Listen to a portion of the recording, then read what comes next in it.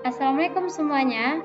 Hari ini kita akan belajar PAI bersama saya, Bu Mira Guslina. Pelajaran hari ini kita akan membahas tentang berbusana muslim dan muslimah, cermin kepribadian dan keindahan. Pada materi ini, kita akan membahas tentang yang pertama, pengertian aurat. Yang kedua, makna jilbab dan busana muslimah. Yang ketiga, pesan Rasulullah dalam memilih jilbab yang baik. Yang keempat, tata cara berpakaian secara umum yang dicontohkan oleh Rasulullah. Yang kelima, adab berbusana muslim pria. Yang keenam, adab berbusana muslim wanita. Nah, dari 6 yang kita bahas ini, yang telah kita bahas, maka terciptalah penerapan perilaku mulia.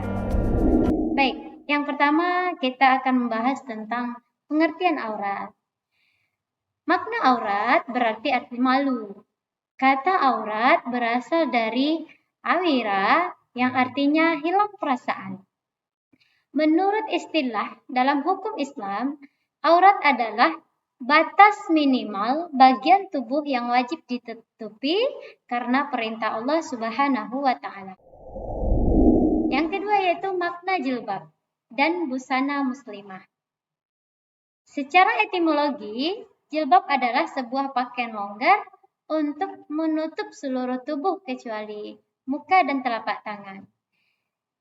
Yang kedua, busana muslim diartikan sebagai pakaian wanita Islam yang dapat menutupi aurat. Diwajibkan oleh agama untuk menutupinya. Gunanya adalah untuk kemaslahatan dan kebaikan untuk seluruh wanita. Yang ketiga yaitu pesan Rasulullah dalam memilih pakaian yang baik. Rasulullah berpesan bahwasannya kita wajib memilih pakaian yang baik. Yang pertama yaitu pakaian yang dikenakan bersih dan longgar. Jadi tidak membuka aurat kita dan tidak tembus pandang dia dan menutup seluruh tubuh. Yang kedua yaitu tinggalkan pakaian yang mewah walaupun kita mampu membelinya. Utamakan sifat tawadu. Sifat tawadu di sini adalah sifat kita tidak menyombongkan diri dan sifat tawadu itu adalah sifat kita tidak menyombongkan diri dan merendahkan diri di hadapan Allah. Yang ketiga, jangan menggunakan pakaian yang panjang, apalagi hingga harus diseret. Maksudnya di sini jangan melebihi pakaian itu hingga menutupi mata kaki. Yang keempat, untuk laki-laki Rasulullah SAW melarang gunakan pakaian yang berbahan sutra dan menggunakan emas. Rasulullah sangat melarang itu. Yang kelima, untuk laki-laki tidak memakai pakaian yang menyerupai perempuan. Dan perempuan juga seperti itu, tidak menyerupai pakaian laki-laki. Yang keenam, mengutamakan pakaian yang berwarna putih. Kenapa? Karena Rasulullah SAW sangat menyukai warna putih. Seperti itu.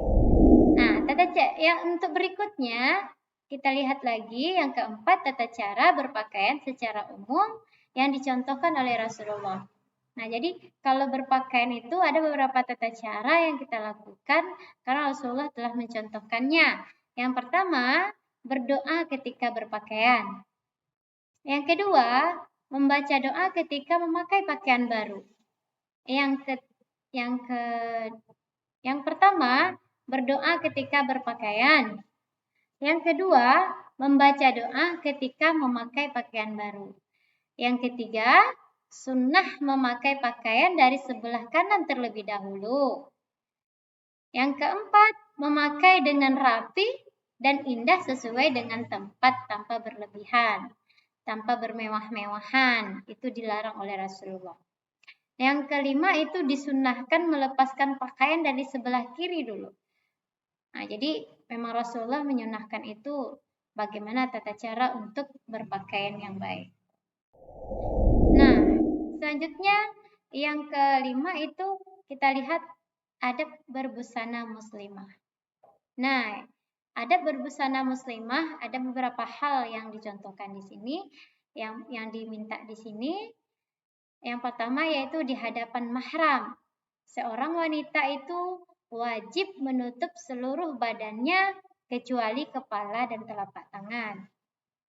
Yang kedua, di hadapan sesama wanita muslim, aurat perempuan adalah di antara pusat hingga lutut.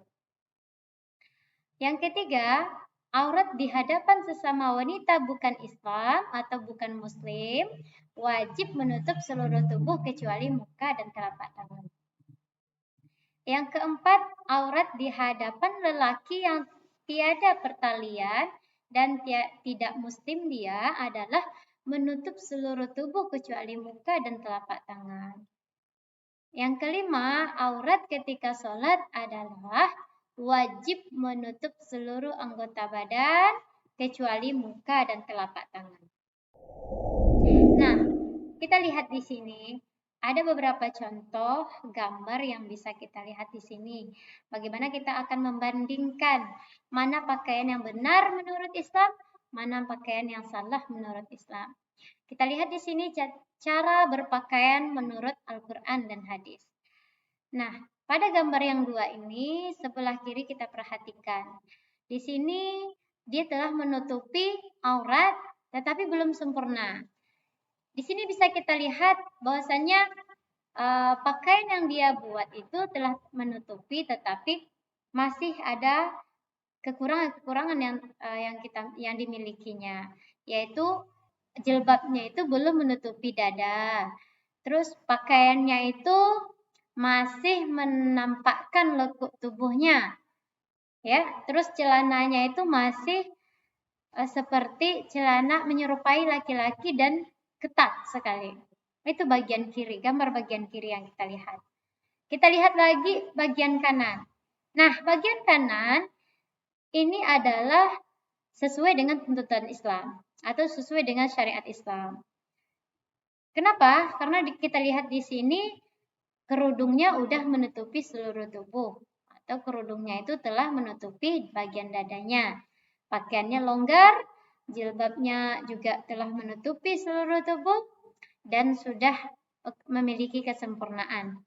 Nah, sebagaimana diterangkan oleh Allah dalam surahnya, yaitu yang pertama surat Al-Ahzab ayat 33, yang kedua surat Al-Ahzab ayat 59, dan surat An-Nur ayat 31.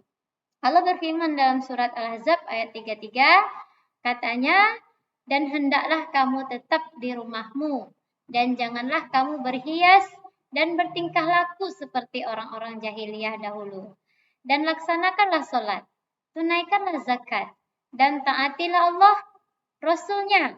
Sesungguhnya Allah bermaksud hendak menghilangkan dosa dari kamu, wahai ahlul bait, dan bersihkanlah kamu sebersih-bersihnya. Jadi Allah menyuruh kita di sini untuk membersihkan diri. Di antaranya adalah menjaga aurat kita. Nah, ada lagi dalam surat Al-Ahzab ayat 59. Allah merintahkan kita untuk menutup auratnya. Allah menyuruh kita untuk menutup aurat kita. Sebagaimana agar kita itu bisa dikenali dan tidak diganggu. Sebagaimana Allah juga menyampaikan, wahai Nabi, katakanlah kepada istri-istrimu, anak-anak perempuanmu, dan istri-istri orang mukmin. Hendaklah mereka mengulurkan jilbabnya ke seluruh tubuh mereka. Yang demikian itu supaya mereka lebih dikenali, untuk dikenal.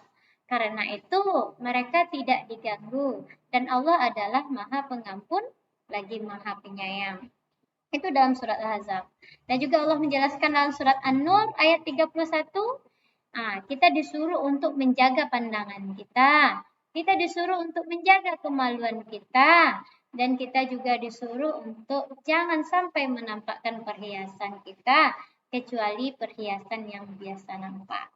Perhiasan di sini bukan berarti emas, tetapi perhiasan di sini adalah seluruh anggota badan kita, apalagi perempuan, aurat kita itu adalah merupakan suatu perhiasan yang disebut oleh Allah dalam surat An-Nur.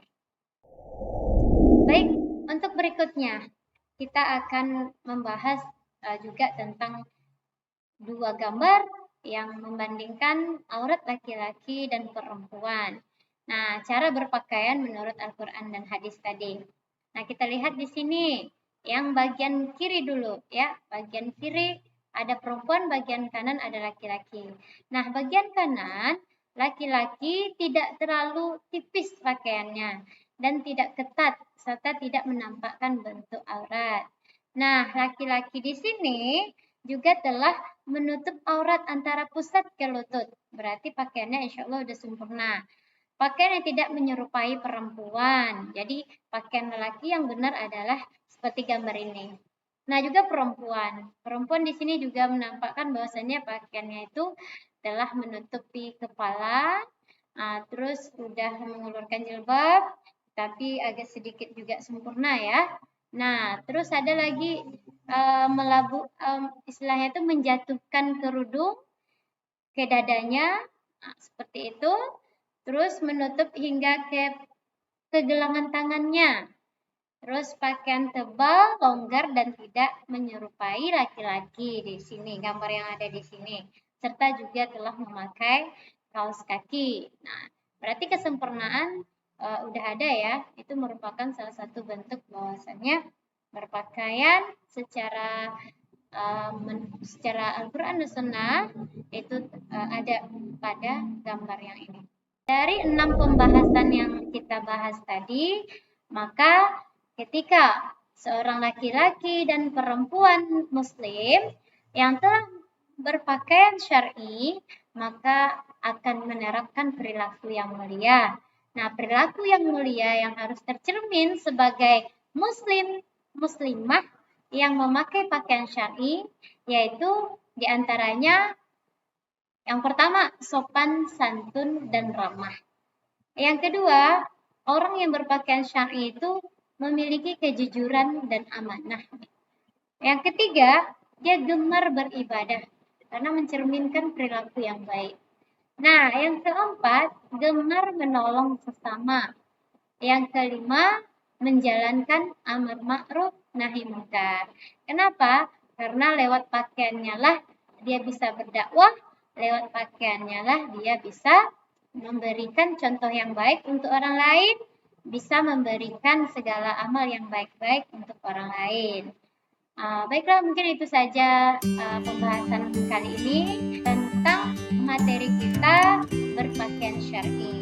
Mudah-mudahan kita bisa mengambil hikmah dengan apa yang disampaikan tadi. Mohon maaf atas segala kekurangan. Terima kasih banyak. Assalamualaikum warahmatullahi wabarakatuh.